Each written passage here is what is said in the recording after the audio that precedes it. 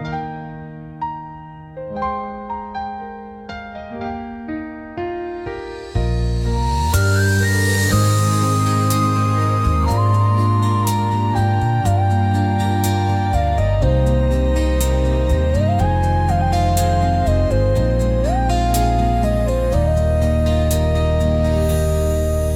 trong phi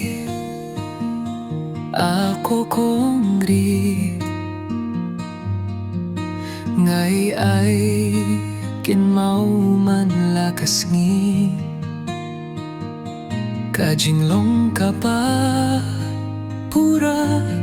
piwan pau ha ka jingim jong nga ngam la ban kle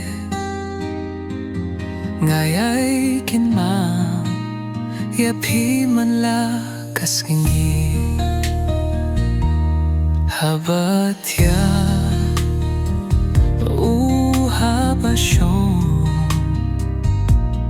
tang ya pi marway ngayay puso bandon bat pi nga kwa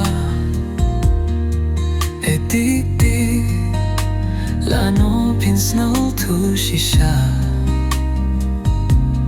tang ya pi haga jingim jonga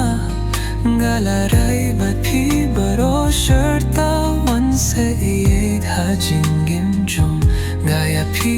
marwe ngalajet shisha pi long kum ka puri play hiwan pau ha ka jingim ka jonga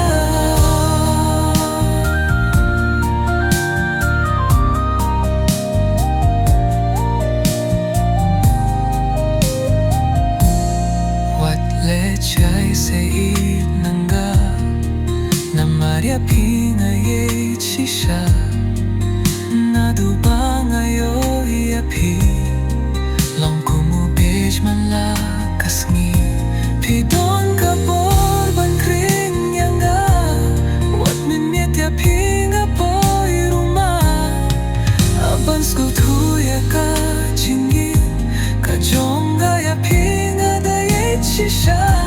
one pinyin se ityanga naman ya pinga ye shisha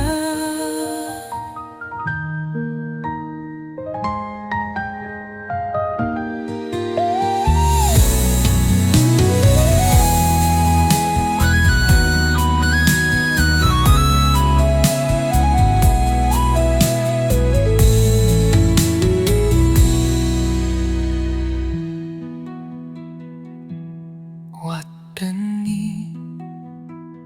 se itiangi na Maria Pi